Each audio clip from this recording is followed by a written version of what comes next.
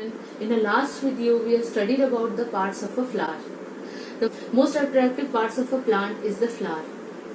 So generally the bees are attracted towards the flower because of its fragrance and as the flowers are very beautiful. But flower also contain reproductive organs. That is a very important part in the flower. They contain the male reproductive organ and the female reproductive organ. That is the stamens and the pistils. These helps in reproduction in flowers. The flowers form the seed, which are the genetic material and can be passed from the parent to the offsprings. That is the new plant. So today let's read about the reproduction in plants that happens through pollination. So our today's topic is pollination in plants. So our today's topic is pollination in plants. So what do you mean by pollination? Pollination is the transfer of pollen grains from the anther to the stigma of a flower. Here I have prepared a chart for you. Here you can see a flower is there and this yellow part is the anther. This yellow part is the anther. The whole part is the stamen. This is the female reproductive part of the flower, that is the pistil, the green part. So we will take an individual stamen and it contains an anther. The tip contains the anther. So the anther contains several pollen grains inside it. The pollen grains, when they come out and land to the stigma of a flower, that is the female reproductive part, it forms a tube-like structure. You can see this tube-like structure over here. When it lands, it forms a tube-like structure which goes throughout the length of the style and it reaches the ovary. It reaches the down of the ovary, and from here fusion happens between the male gamete. The pollen grains contain the male gamete, so the fusion between the ovule and the male gamete happens. After fertilization, the ovules becomes the seed and the ovary becomes the fruit.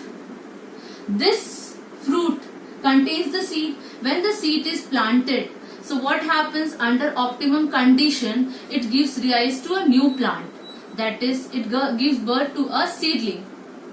So hence the reproduction happens only through the flower, which is the reproductive organ in the plant.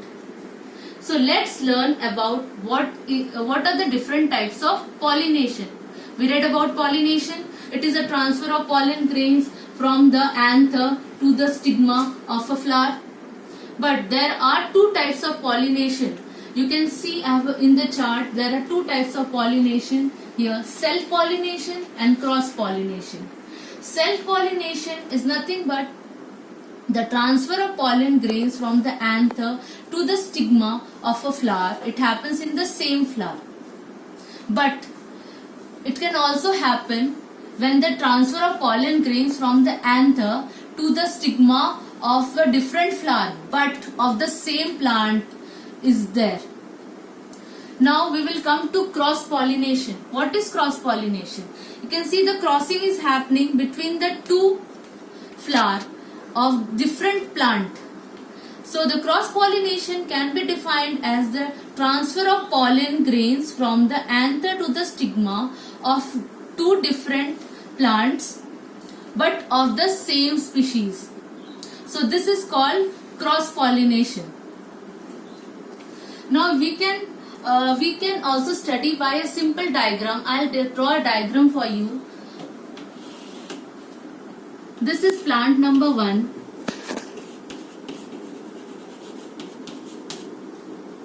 Here it contains several flowers which has the female reproductive part and the male. Oh, I am only drawing the male and the female reproductive part of a flower. That's it. I am not drawing the whole flower over here. To make you clear what happens, this is the plant number 2 and it bears several flowers. This is the pistil, that is the female reproductive part, and these are the anthers. The whole is the stamen and these are the anthers at the tip.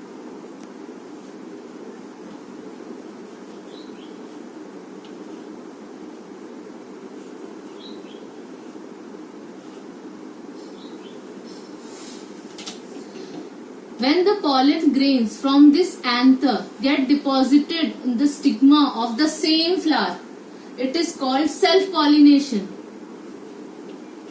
Self-pollination. When the pollen grains from the anther get deposited in the stigma of another flower but of the same plant, this is also called self-pollination. When the anther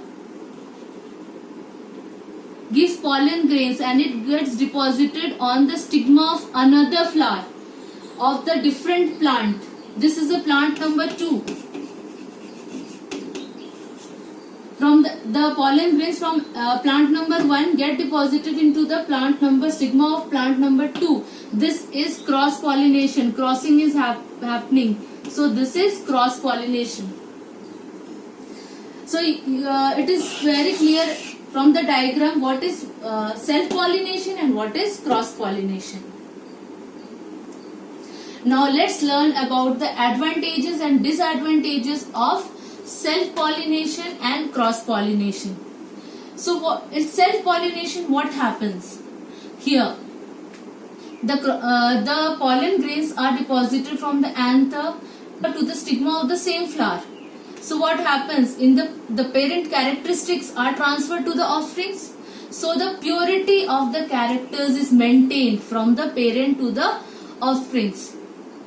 Also, here the flowers need not be too showy or beautiful, or they contain nectar inside them so as to attract the pollinators for pollination.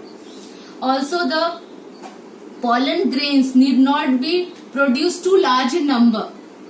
They should not be produced. They need not be produced large in number because the surety of fertilization is more over here.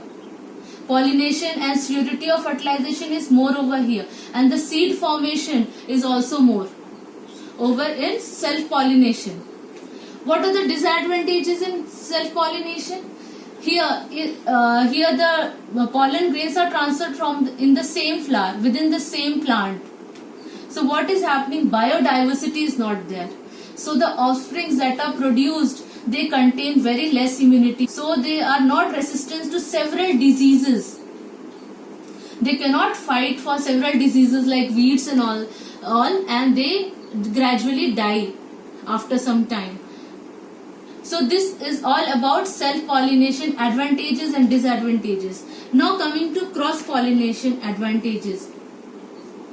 In this, the crossing happens between the two flowers of different plant but of the same species, as I told you earlier. So the new genes, the crossing is happening between two plants, so new genes are produced, new offsprings of good variety is produced. That is the good characteristics offsprings are produced here.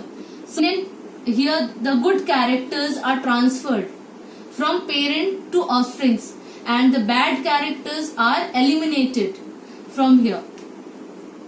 Also, the plant that are produced or the seed that are produced are of good quality, and they give birth to good the plant that are immune to diseases. They contain good immune system. What are the disadvantages of cross pollination? Here you can see the flower. The pollination to happen, the flower needs to be showy. They should contain nectar so as to attract the insect for pollination.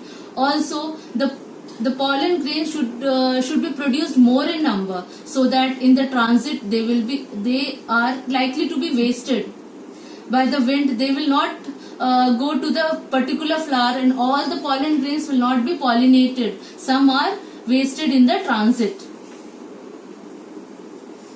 So these are some of the advantages of self-pollination and cross-pollination. So today we read about what is pollination, what are the process of pollination, what are the two types of pollination, and what are the advantages and disadvantages of cross-pollination. Thank you.